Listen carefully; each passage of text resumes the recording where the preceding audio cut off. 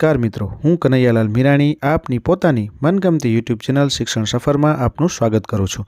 આ ચેનલ ઉપર શૈક્ષણિક માહિતી, અભ્યાસક્રમ, શિષ્યવૃત્તિ પરીક્ષાઓ, સરકારી યોજનાઓ, સ્પર્ધાત્મક પરીક્ષાઓ તથા કમ્પ્યુટર અને ટેકનોલોજીને લગતા વિડીયો અપલોડ કરવામાં આવે છે। હજી સુધી તમે જો આ ચેનલને સબસ્ક્રાઇબ ના કરી હોય તો સબસ્ક્રાઇબ કરી દેજો, તમારા મિત્રોને શેર કરી દેજો અને બેલ આઇકન દબાવી દેજો જેથી અમારા નવા વિડીયોની અપડેટ આપને મળતી રહે।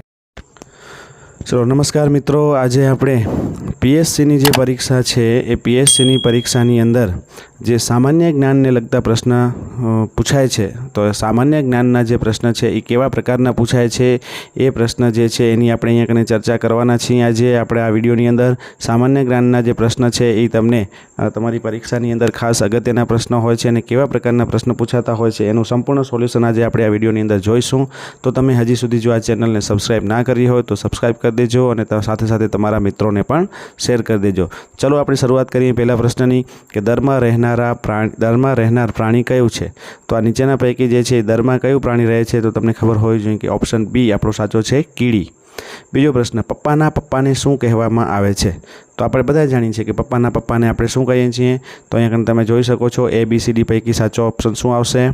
દાદા। એ ઓપ્શન આપણો સાચો આવશે। ચલો એના પછી નેક્સ્ટ એટલે કે ત્રીજા પ્રશ્નની આપણે વાત કરીએ કે કયા પંખીના માથા પર કલગી હોય છે? તો તમે બધાએ આ પક્ષી છે એ જોયું જ હશે, એવું કયું પંખી છે કે જેના માથા ઉપર કલગી હોય? તો તમને બધાને ખબર જ હશે કે ABCD 4 ઓપ્શન આપેલું છે, એમાં સાચો જવાબ આવશે બી, મોરના માથા ઉપર આ બધાએ આપણે જોઈ છે। વૃક્ષના થડને ચાંચ વડે છેદ કરી અને કીડા ખાનાર પંખી કયું છે? તો તમે જોઈ શકો છો વૃક્ષ જે હોય એના થડની અંદર ચાંચ વડે છેદ કરી અને કીડા ખાય એવું પક્ષી કયું છે? તો અહીંયા કને એને કહેવામાં આવે છે લક્કડખોદ, એટલે કે ઓપ્શન સી આપણો સાચો આવશે અહીંયા। ચલો એના પછી આપણે વાત કરીએ પાંચમા પ્રશ્નની, હવાઈ મુસાફરી કરવા માટે કયું વાહન વપરાય છે? બહુ એકદમ સરળ પ્રશ્ન સામાન્ય જ્ઞાનને લગતા છે એ પૂછાય છે, એટલે તમે સરળતાથી એને જોઈ પણ શકો છો અને અહીંયા કને આપણે એવા પ્રકારના પ્રશ્ન જે છે એ મૂકેલા છે જેના કારણે તમને એની પ્રેક્ટિસ થાય અને તમને ખ્યાલ આવે। તો અહીંયા કને જવાબ આવશે આપણો ડી, વિમાન, કારણ કે હવાઈ મુસાફરી માટે વિમાન છે। છઠ્ઠો પ્રશ્ન છે કે ટ્રેનમાં ટિકિટ તપાસવા માટે કોણ હોય છે? તો તમને ખબર છે કે ટ્રેનમાં જતા હોઈએ ત્યારે ટિકિટ તપાસવા માટે કોણ આવે છે? તો એને કહેવાય છે ટિકિટ ચેકર। જે ટિકિટને ચેક કરે એને કહેવાય ટિકિટ ચેકર, એટલે આપણો ઓપ્શન આવશે સી। એના પછી સાતમો પ્રશ્ન છે ગુજરાતના કુલ કેટલા જિલ્લા છે? તો આ તમને ખબર હોવી જોઈએ કે ગુજરાતની અંદર હાલમાં અત્યારે 33 જિલ્લાઓ છે, એટલે આપણો ઓપ્શન આવશે ડી। આઠમો પ્રશ્ન છે ગ્રામ્ય કક્ષાએ લોકોના આરોગ્યની જવાબદારી કોણ ઉપાડે છે? તો જે ગ્રામ્ય કક્ષાએ એટલે કે ગામડા લેવલે જે લોકોનું આરોગ્ય જે છે એની જવાબદારી છે એ કોના ઉપર હોય છે? તો તમે અહીંયા જોઈ શકો છો એ ગ્રામ પંચાયત લેવલે થતું હોય છે, એ ગ્રામ પંચાયતનું કાર્ય છે। એના પછી નવમો પ્રશ્ન કે પૂનમના ચંદ્રનો આકાર કેવો હોય છે? તો તમે બધાએ પૂનમના દિવસે ચંદ્ર જોયો જ હશે, ના જોયો હોય તો તમે જોઈ લેજો એટલે તમને ખ્યાલ આવી જાય કે પૂનમના દિવસે ચંદ્ર છે એ એકદમ થાળી જેવો ગોળ હોય છે, તો આપણો ઓપ્શન આવશે બી। ચલો એના પછી 10મો પ્રશ્ન કે પૃથ્વી કોની આસપાસ ફરે છે? તો તમને બધાને ખબર હોવી જ જોઈએ કે આપણો પૃથ્વી જે ગ્રહ છે એ કોની આસપાસ ફરે છે? તો એ ચંદ્ર, તારા, ઉપગ્રહ કે સૂર્ય? તો આપણો સાચો જવાબ આવશે ડી, સૂર્યની આસપાસ ફરે છે।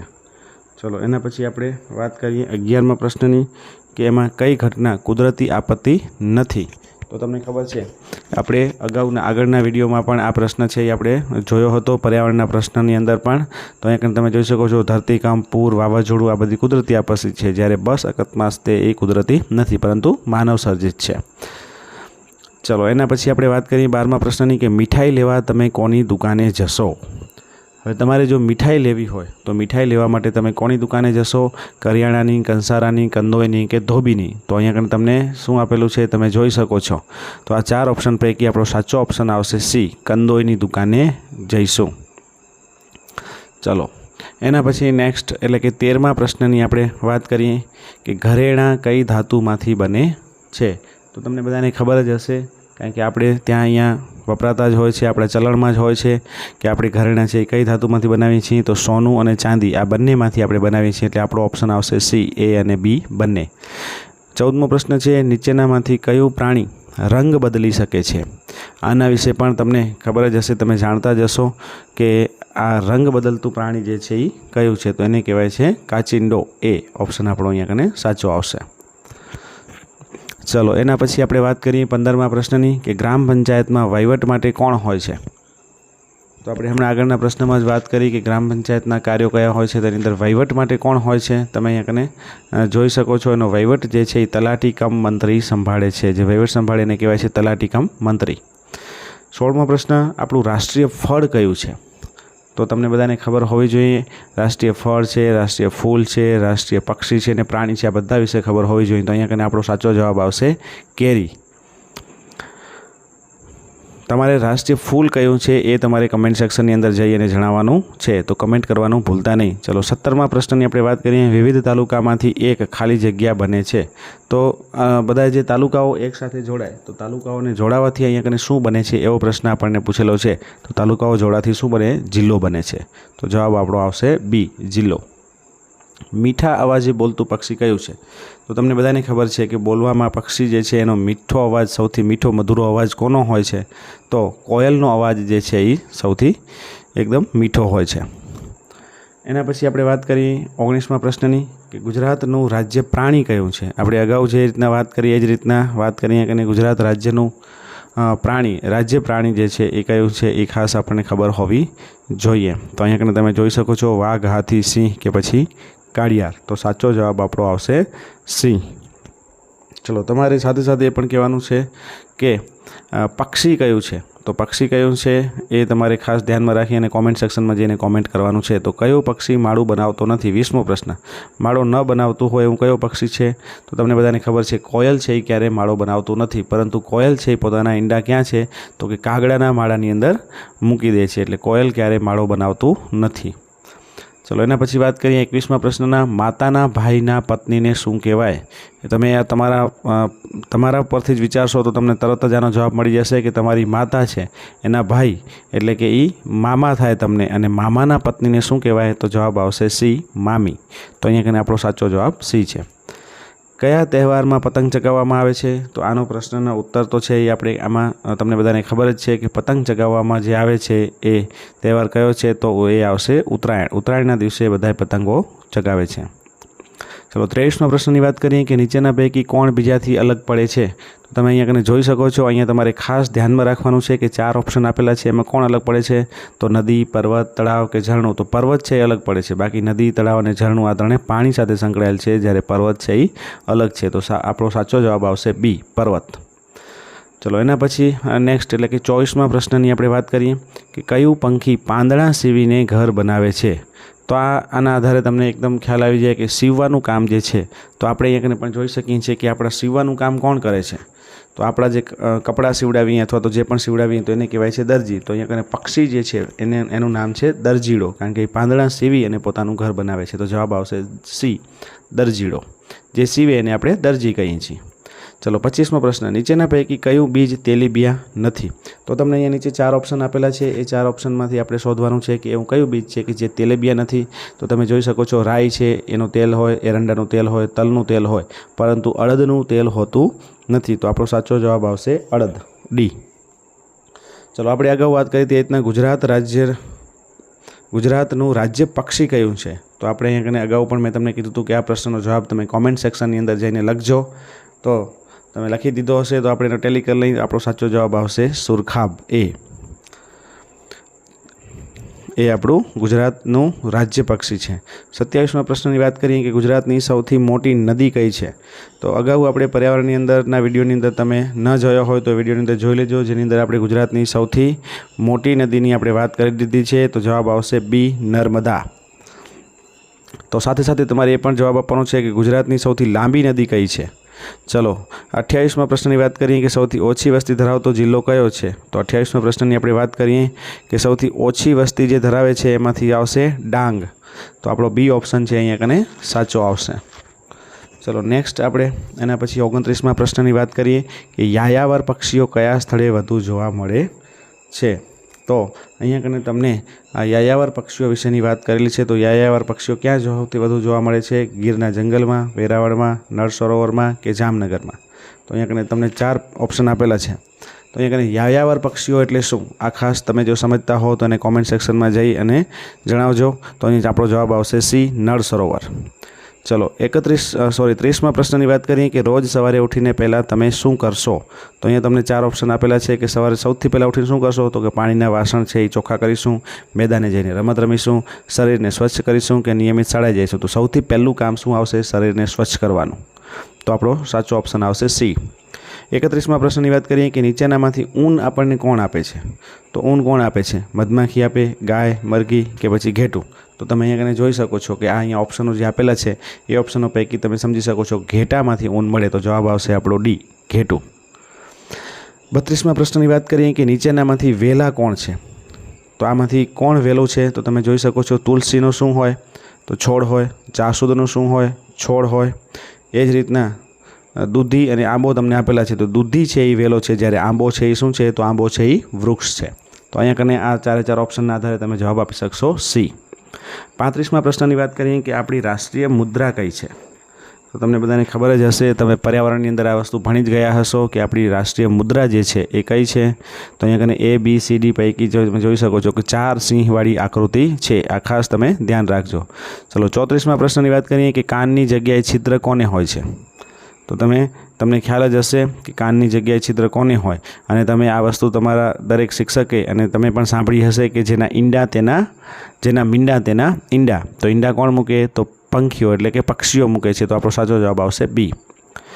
35માં પ્રશ્નની વાત કરીએ કે વિવિધ તાલુકાથી ખાલી જગ્યા બને છે. તો અગાઉ પણ આપણે જોઈ લીધું કે બધા તાલુકા ભેગા મળીને શું બનાવે? જિલ્લો બને છે.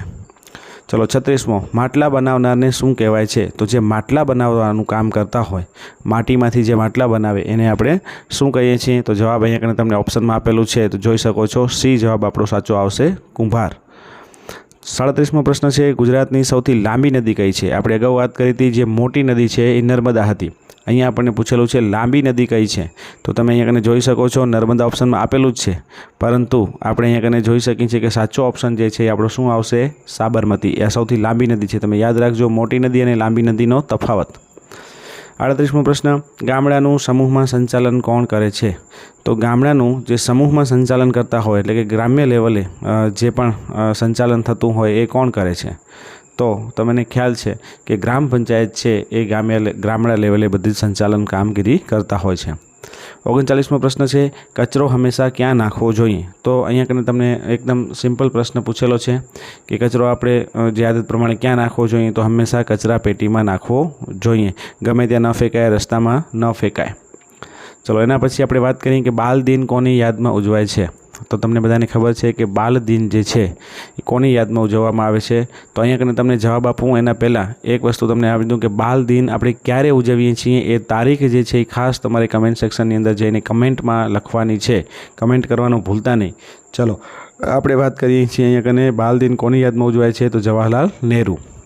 41મો પ્રશ્ન, ગુજરાતના કયા પવિત્ર યાત્રાધામમાં ઉડન ખટોલાની સગવડ છે?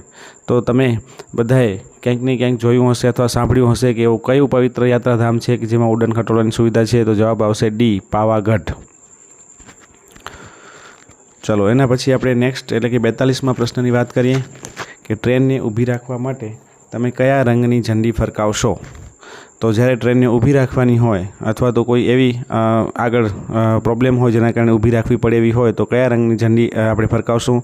તો લાલ રંગની ઝંડી બતાવવામાં આવે તો ટ્રેન છે એ ઊભી રહી જશે. 43મો પ્રશ્ન કે રસ્તા પર હંમેશા ક્યાં ચાલવું જોઈએ? તો રસ્તા ઉપર આપણે ચાલ્યા જતા હોઈએ તો ક્યાં ચાલવું જોઈએ? રસ્તાની વચ્ચે, ડાબી બાજુ, જમણી બાજુ કે પછી ફૂટપાથ ઉપર?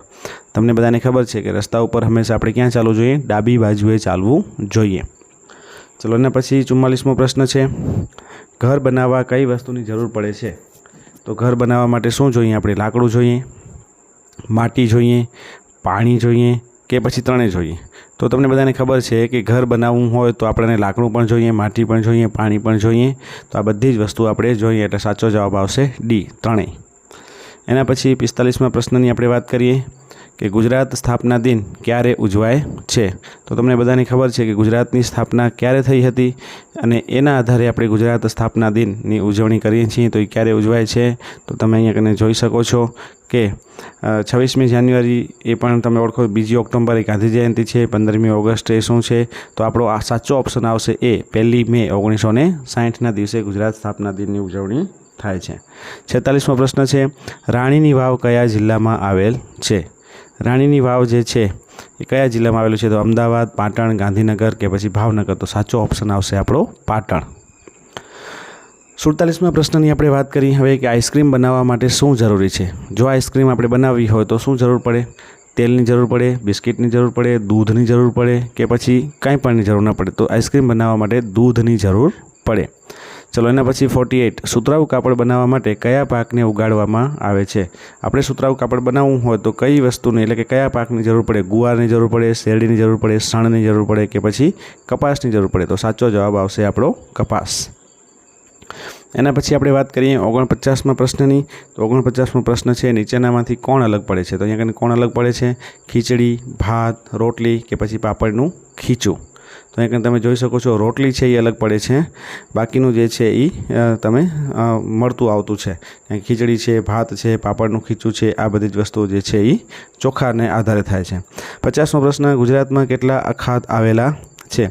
તો ગુજરાતની અંદર કેટલા અખાત આવેલા છે એ પણ તમને અહીંયા કને પ્રશ્ન જે છે છેલ્લો પ્રશ્ન છે. તો 2 અખાત છે. કયા કયા અખાત છે એના નામ છે એ ખાસ કમેન્ટ સેક્શનમાં જઈ અને જણાવજો, જેના કારણે મને ખ્યાલ આવી જાય કે તમને સમજાઈ ગયું. ચલો આપણે અહીંયા કને આ પ્રશ્નપત્ર જે છે એનું સંપૂર્ણ સોલ્યુશન 50 પ્રશ્નોનું સંપૂર્ણ સોલ્યુશન છે એ આપણે અહીંયા કને પૂર્ણ કરીએ છીએ. તો ખાસ તમે આ ચેનલને સબસ્ક્રાઈબ કરી દેજો અને સાથે તમારા મિત્રોને પણ શેર કરી દેજો, જેમના કારણે એમને પણ પીએસસીની તૈયારી કરવાની અંદર સરળતા પડે. આપણે આ ચેનલની અંદર પીએસસીને લગતા ઘણા બધા વિડીયો છે એ અપલોડ કરી દીધા છે, તો તમે એ વિડીયો પણ બધા ચેનલ ઉપર જઈને